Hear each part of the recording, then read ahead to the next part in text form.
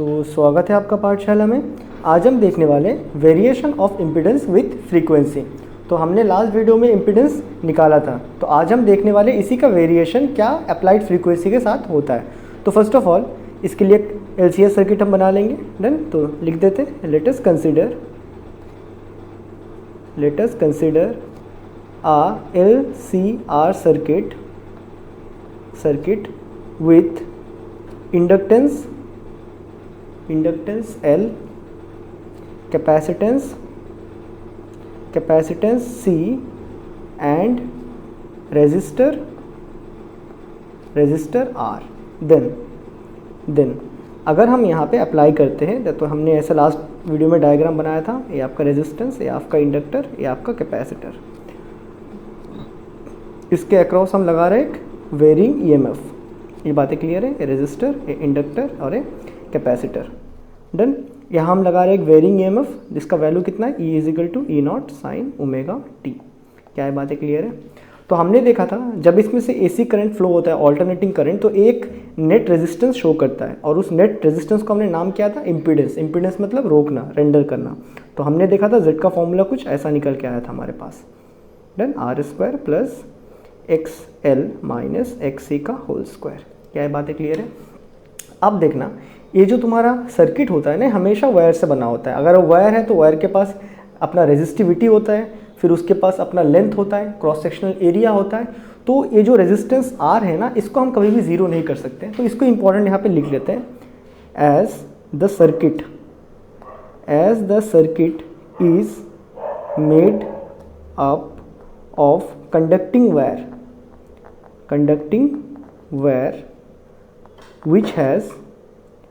which has some area and length।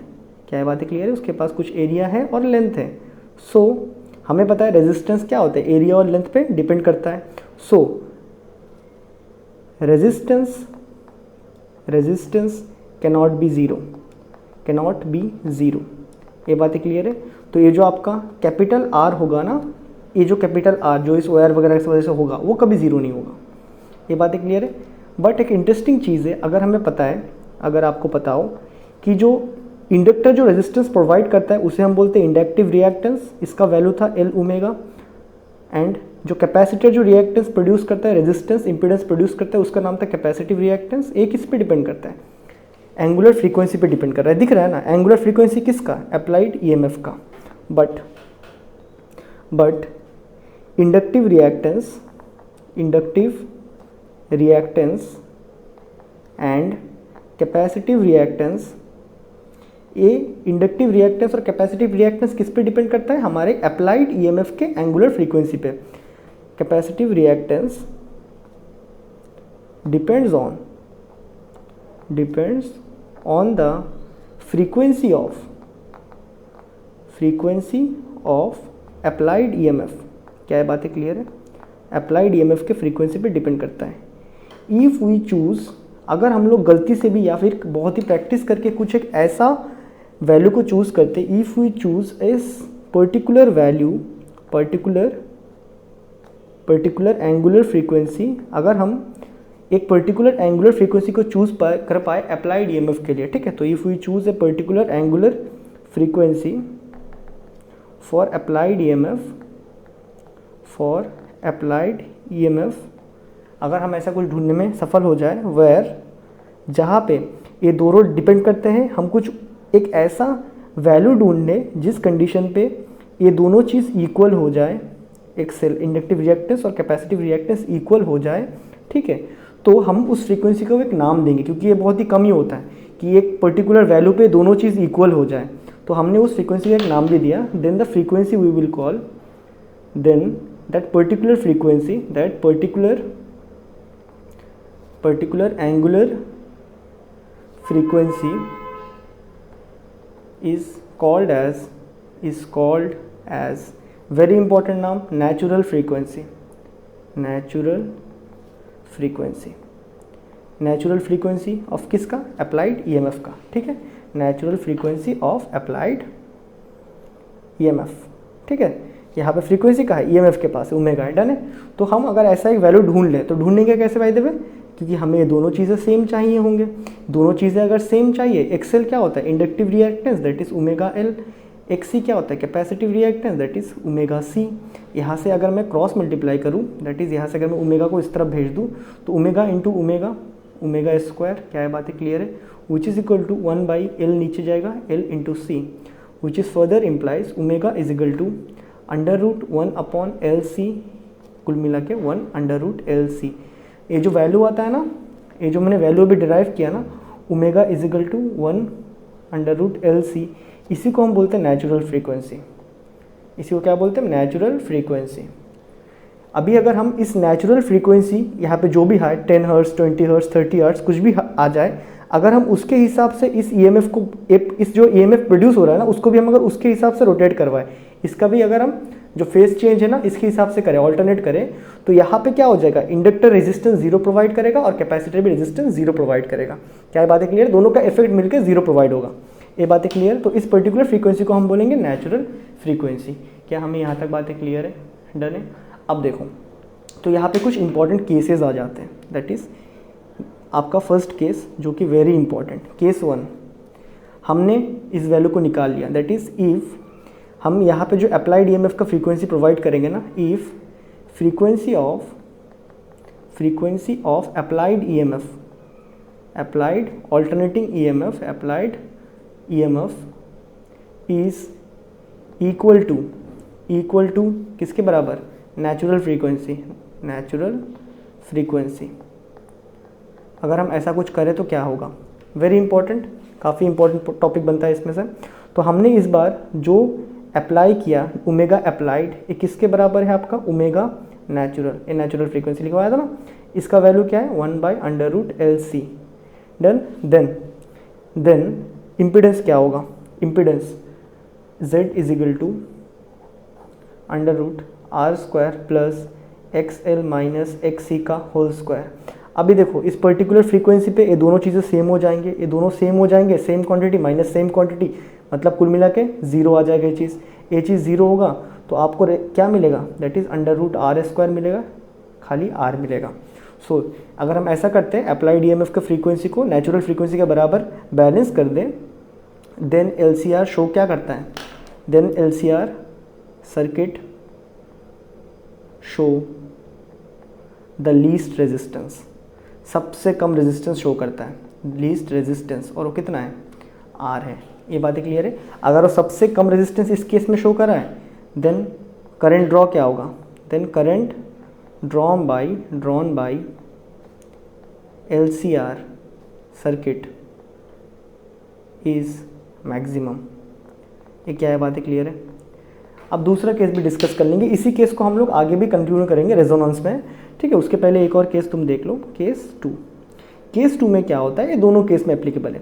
अगर तुम जो नेचुरल फ्रीक्वेंसी को अप्लाई कर रहे हो ना, या फिर तुम जो फ्रीक्वेंसी अप्लाइड कर रहे हो इस ईएमएफ में, वो अगर ग्रेटर है तुम्हारे नेचुरल फ्रीक्वेंसी से, या तुम जो अप्लाइड फ्रीक्वेंसी यहाँ पे दे रहे हो ईएमएफ को, वो अगर लेस है तुम्हारे नेचुरल फ्रीक्वेंसी से, तो क्या होता है।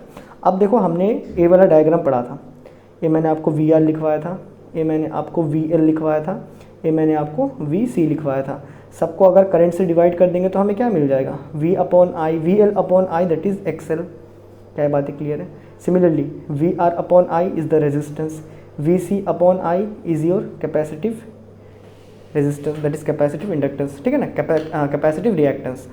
अब देखो अगर तुम देखो ध्यान से, so omega applied is greater than, मतलब फ्रीक्वेंसी क्या है, ज़्यादा है। तो जैसे ही फ्रीक्वेंसी ज़्यादा होगा तो इंडक्टर रिएक्टेंस दिख रहा है ना, अप्लाइड फ्रीक्वेंसी ये ज़्यादा है, तो जैसे ही ये ज़्यादा होगा तो इंडक्टर क्या करेगा, अपना रेजिस्टेंस को ज़्यादा दिखाएगा। तो ये वाला केस में अगर हम देखें तो जैसे ही हमारे पास, जैसे ये वाला केस, ठीक है, जैसे ही हमने जो अप्लाइड फ्रीक्वेंसी को बढ़ा दिया तो यहाँ पे इंडक्टिव रिएक्टेंस क्या दिखा रहा है, इंडक्टिव रिएक्टेंस बढ़ जाएगा, वेक्टर वैल्यू बढ़ जाएगा, सिंपल रेजिस्टेंस तो सेम ही रहेगा। लेकिन उसी टाइम में अगर हम इस वैल्यू को बढ़ाते हैं, यहाँ पे कैपेसिटर में क्या होगा, अगर ओमेगा बढ़ता है तो कैपेसिटिव रिएक्टेंस कम हो जाएगा, तो ये कम हो जाएगा। उसके बाद अगर हम इस क्वांटिटी को यहाँ से माइनस कर देंगे तो हमारे पास ए वाला पार्ट रहेगा, that is a significant amount आने वाला है। यहाँ पे इसके स्क्वायर भी करेगा तो इसके और दुगना हो जाएगा। सिमिलरली अगर हम लोग ए वाला केस को लेते हैं तो इस केस में क्या होगा, जैसे हम ओमेगा का वैल्यू को कम करेंगे, तो जैसे हम ओमेगा का वैल्यू को कम करेंगे इस केस में, सेकंड केस में अप्लाइड ईएमएफ लेस देन आपका नेचुरल फ्रीक्वेंसी, तो क्या होगा, जैसे ओमेगा कम होगा तो आपका इंडक्टिव रिएक्टेंस कम हो जाएगा, रेजिस्टेंस तो सेम ही रहेगा, लेकिन जैसे ही ओमेगा कम होगा कैपेसिटिव रिएक्टेंस बढ़ जाएगा, तो ऐसे कैपेसिटिव रिएक्टेंस बढ़ेगा। फिर इन दोनों को, इसको यहाँ से काटेंगे तो फिर यहाँ पे एक एक्स्ट्रा क्वांटिटी रह जाएगा और उसका स्क्वायर चलने वाला है यहाँ पे। ये बातें क्लियर है। तो हम देख सकते हैं इन दोनों केसेस में द इम्पीडेंस मतलब net resistance, impedance Z is maximum या फिर increasing, so come current will be drawn. ये बातें क्लियर है। यहाँ पे कम करंट को ड्रॉ करेंगे। क्या ये बातें क्लियर है? अब देखो हम इसी के बेस में एक और टॉपिक पढ़ेंगे जो है रेजोनेंस। डन। तो रेजोनेंस क्या है? बेसिकली इसी केस को हम लोग फंडे में लेते हैं। तो रेजोनेंस हमारे लिए बहुत इंपॉर्टेंट है। हमारा रेडियो सब कुछ, आजकल रेडियो यूज़ नहीं करते, बट जो घर में जो टीवी वगैरह चलता है ना, पूरा इस रेजोनेंस पे फंडा पे चलता है। तो रेजोनेंस के लिए हम इस केस को यूज़ करते हैं। ठीक है, तो यहाँ पे टॉपिक का नाम ले लेते हैं, इसी के साथ में है रेजोनेंस। तो रेजोनेंस एक क्या चीज़ है कुछ देर में लिख लेंगे। उसके पहले कुछ चीज़ों को समझते हैं। डन। तो मैं बोल रहा था कि ये हमारे पास फ्रीक्वेंसी का रेंज है। ठीक है, ये हमारे पास अप्लाइड फ्रीक्वेंसी है जो हम ईएमएफ में लगा सकते हैं। ये सपोज एक पर्टिकुलर वैल्यू है जो कि नेचुरल फ्रीक्वेंसी का है, और हम यहाँ पे कोई भी फ्रीक्वेंसी को लगा सकते हैं। क्या हमें बातें क्लियर है? अब देखो ये है हमारा करंट का ग्राफ। अब हमने मेहनत करके नेचुरल फ्रीक्वेंसी को ढूंढ लिया, तो हमें पता है कोई भी एक पर्टिकुलर टाइम पे मैंने क्या किया, मैंने नेचुरल फ्रीक्वेंसी ढूंढ लिया, इतना होता है। तो फर्स्ट ऑफ ऑल मैंने क्या किया, मैंने सेम वायर रखा। ये जो वायर था ना, पहले जो ये LCR मैंने बनाया था ना, पहले जो मैंने LCR बनाया था ये आपका कॉपर से बनाया था। ठीक है, उसके बाद मैंने इसी LCR को दोबारा बनाया, सेम बनाया, डिक्टो बनाया, लेकिन इस बार मैंने इसमें यूज़ किया एल्युमिनियम। फिर से मैंने बनाया, इस बार मैंने यूज़ किया गोल्ड। ये बातें क्लियर है इन तीन के केस में। डन। अब देखो यहाँ पे होगा क्या, जब मैं यहाँ पे ये बना रहा हूँ ना, जब मैंने कॉपर वाले को यूज़ किया तब देखा हाँ उस पर्टिकुलर फ्रीक्वेंसी को रखने पे ये मुझे मैक्सिमम करंट कुछ इतना दे रहा है, ये मुझे कुछ मैक्सिमम करंट इतना दे रहा है I0। डन। तो मैंने इसका ग्राफ बनाया। हाँ मतलब बाकी फ्रीक्वेंसी पे कम आएगा, इस पर्टिकुलर फ्रीक्वेंसी पे सबसे ज़्यादा देगा वो क्या, आपका करंट। ऐसे बनाया, बाकी सारे फ्रीक्वेंसी पे कम करंट दे रहा है। डन। कम दे रहा है, इसमें ज़्यादा दिया, फिर आगे जा रहा है तो फिर कम दे रहा है। ठीक है, मतलब इस पर्टिकुलर वैल्यू पे ज़्यादा देगा, इसके आगे जाएंगे तो करंट कम होते रहेगा क्योंकि रेजिस्टेंस बढ़ेगा, दैट इज नेट इम्पीडेंस बढ़ेगा। इससे कम आएंगे तब भी नेट इम्पीडेंस बढ़ रहा होगा। ये बातें क्लियर है। फिर हमने एल्युमिनियम को यूज़ किया, उससे हमने बनाया तो हमने देखा एक क्या, एक ग्राफ तो डिक्टो ऐसा नहीं बन रहा है, एक ग्राफ थोड़ा लेस हाइटेड बन रहा है। फिर हमने यूज़ किया आपका इसको और हमको दैट इज़ आपका गोल्ड को यूज़ किया। तो गोल्ड को यूज़ किया तो हमने देखा ये क्या है, ये तो और ज़्यादा बढ़िया बन गया, इसमें तो भी और ज़्यादा मैक्सिमम पीक करंट दिखा रहा है। सेम चीज़ें थे, फिर सब में अलग अलग करंट क्यों दिखा रहा है। ये बेसिकली आपका गोल्ड का था, ये बेसिकली आपका कॉपर का था ब्लैक वाला, और ये वाला था आपका एल्युमिनियम का। ठीक है, ये ब्लू वाला। तो हमने देखा अच्छा इसका मतलब अगर हम देखें नेचुरल फ्रीक्वेंसी पे तो उसमें अगर ऐसे ग्राफ बन रहा है तो हम सीधा बोल सकते हैं इस नेचुरल फ्रीक्वेंसी पे अगर हम देख रहे हैं तो नेचुरल फ्रीक्वेंसी में क्या होता है, इम्पीडेंस खाली R होता है। तो इसका मतलब यहाँ पे जो करंट का इंक्रीज है डिक्रीज हुआ किसकी वजह से हुआ, रेजिस्टेंस की वजह से हुआ। तो यहाँ पे R1, यहाँ पे R2, यहाँ पे R3 लिख दिया रेड वाले को। इसका मतलब क्या है, ये जो ऑरम या फिर आपका जो गोल्ड का वायर था वो सबसे कम रेजिस्टेंस शो किया था। ठीक है, उसके बाद किसने किया, आपके R2 ने शो किया, उसके बाद किसने, R1 ने किया, या फिर उल्टा लिख दो, ये क्या था कि किसने कम रेजिस्टेंस शो किया। अभी बताओ किसने ज़्यादा शो किया, तो R1 ने सबसे ज़्यादा रेजिस्टेंस शो किया, फिर आपके R2 ने किया, फिर आपके R3 ने। R1 ने सबसे ज़्यादा शो किया, उसके कंपेयर में R2 ने थोड़ा कम किया, और उसके कंपेयर में R3 ने बहुत ही कम किया। तो ये होता है हमने रेजोनेंस का ग्राफ बनाया। तो अभी हम रेजोनेंस का डेफिनेशन को लिखना चाहेंगे। तो रेजोनेंस क्या होता है, रेजोनेंस एक पर्टिकुलर कंडीशन या सिचुएशन है। Resonance is a particular situation, एक सिचुएशन है वेयर, जहाँ पे क्या होता है, where applied angular frequency of EMF is equal to resonance, equal to आपका natural frequency and current drawn by the circuit, कौन सा circuit, LCR circuit is maximum. ये बातें क्लियर है। और इसी कंडीशन को हम कहते हैं रेजोनेंस। डन, जहाँ पे मैक्सिमम करंट ड्रॉन होता है। डन, और इस तरह ग्राफ बना दिया जाए तो आप चेक भी कर सकते हो किस में रेजिस्टेंस ज़्यादा है, किस में कम है। क्या हमें यहाँ तक बातें क्लियर है? डन है।